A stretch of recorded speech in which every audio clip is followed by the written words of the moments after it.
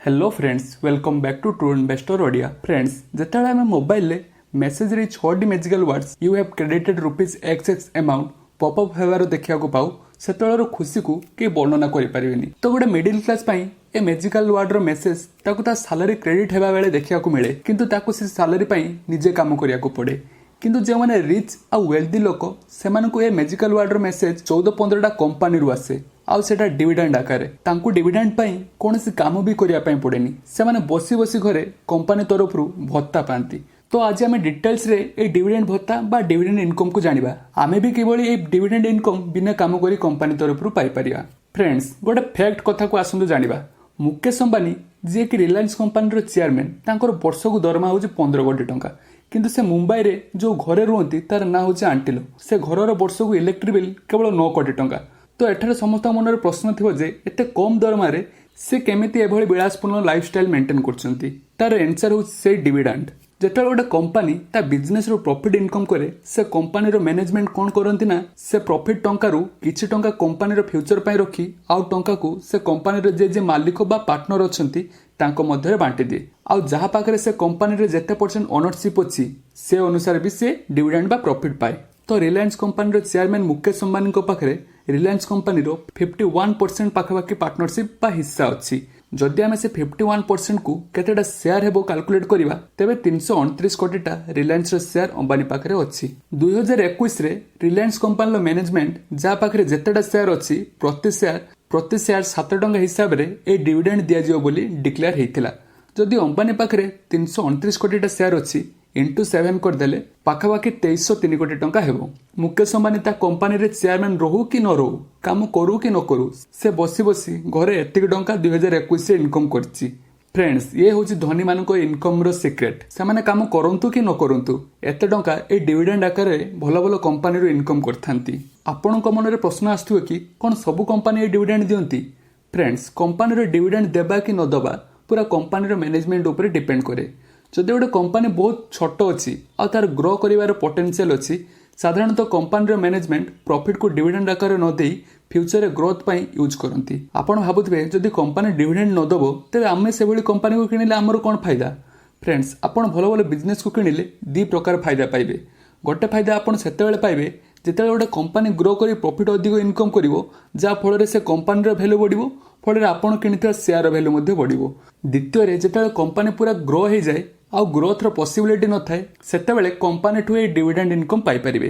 तो आपण भलो भलो कंपनी बा बिजनेस को थरे किनि देले लॉन्ग टर्म रे आपण जेमिति हेले भी फायदा पाइबे। जे माने आज बड़ बड़ रिच लोक अछंती से माने भी भलो भलो बिजनेस को किनंती आउ से बिजनेस को लंबा समय धरी रखंती आउ से बिजनेस ग्रो करी सेमान को टंका इनकम करी देथाय। तो आमे भी चाहिले सेमान को भली आमे भी फायदा पाई परिबा। एथि भाई हमको भलो भलो बिजनेस को किनिया पई पड़िबो से बिजनेस रो पार्टनर हेबा पई पड़िबो। तो ये भलो भलो बिजनेस रो पार्टनरशिप को किनिया पई आमे स्टॉक मार्केट को जाई किनि परिबा। फ्रेंड स्टॉक मार्केट रे आपण प्राय तो लोक मानन कोठु सुनिया पई पाइथिबे स्टॉक मार्केट गोटे जुआ लोक एथरे टंका हरंती। जे माने कोंती स्टॉक मार्केट गोटे जुआ लोक टंका हरंती से माने केबे बिजनेस को किनिया पई ता शेयर को किनंतीनी। से माने को शेयर प्राइस कमुची को शेयर प्राइस बढ़ुची एथरु टंका इनकम करिया पई चाहती जा फल रे से माने एथरु टंका हरंती। गोटे कंपनी रो शेयर प्राइस शॉर्ट टर्म रे कमिबा कि बढ़िबा लोक माने से शेयर को केते किणा बिका करूछन्ती ता ऊपर डिपेंड करे। आमे केबे आगु जानि परिबा नै लोक को शेयर को किनिबे कि बिकिबे जा फल रे से शेयर प्राइस ऊपर तळ हुए। किंतु लॉन्ग टर्म रे गोटे शेयर रो वैल्यू कमिबो कि बढ़िबो ता बिजनेस रो परफॉर्मेंस ऊपर डिपेंड करे। जदि आपण भलो भलो बिजनेस को किनिबे लॉन्ग टर्म रे आपण भी फायदा पाई परिबे। गोटे रिपोर्ट रु जना पड़ी जेते सब बड़ बड़ लोक ए स्टॉक मार्केट रु लक्ष लक्ष कोटी टंका इनकम करछंती से माने केबे स्टॉक रो प्राइस कमुची कि बढ़ुची एसबू देखि केबे स्टॉक को किनंतीनी।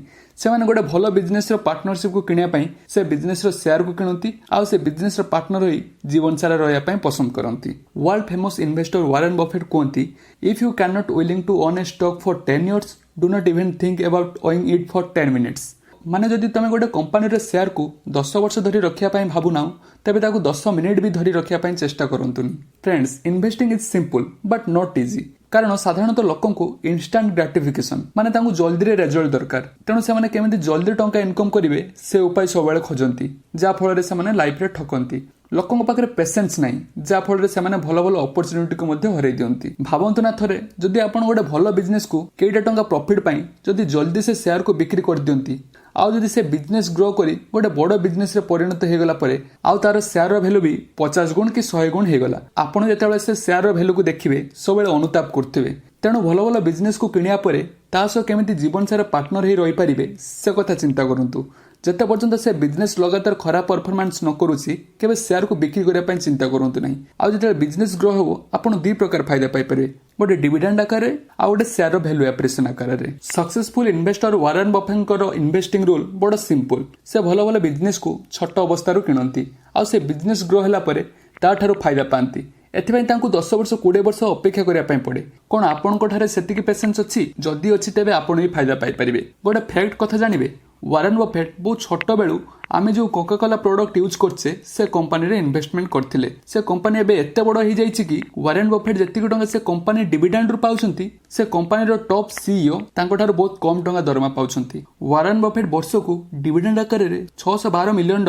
माने पाखापाखि 4590 कोटी टंका डिविडेंड आकार रे पाउछंती किंतु से कंपनी रो सीईओ $17 मिलियन माने पाखापाखि 127 कोटी टंका पाउछंती जणे किछि काम न करी घरे बसी बसी एते टंका इनकम करछि आ जणे एते काम करी एतिक टंका इनकम करछि ए होछि डिविडेंड रो पावर आपण देखिया को पाउथिबे प्राय बुढ़ाबुढ़ी माने निजर वृद्धावस्था रे सरकार दउथा भत्ता टंका को चाहि बसथिबे कारण वृद्धावस्था रे केवल सेडा तांकर सहा भरोसा सेमान को पाखरे ना सेता टंका उपार्जन रे क्षमता थाए ना छोट बेलू सेमाने कोनसी सेविंग बा इन्वेस्टिंग करथांती जदि सेमाने भी छोट बेलू से छोट छोट अमाउंट रु भल भल बिजनेस को किनिथांते तांको टंका पई निजर रिटायरमेंट समय रे काको हाथ पतेया पई भी पड़िबोनी तांको पई से कंपनी रो डिविडेंड सेते बेले काम दबो आ पुनी सेटा बिना कोनसी काम करी तबे फ्रेंड्स आजि ठारू निज निजर जर्नी स्टार्ट करंतु आ फाइनेंशियल फ्रीडम ए डिविडेंड इनकम रु पांतु जदि आपनको ए वीडियो रे किछि वैल्यू मिलि थाए तबे हम ट्रू इन्वेस्टर ऑडियो चैनल को लाइक और सब्सक्राइब करनियंतु धन्यवाद।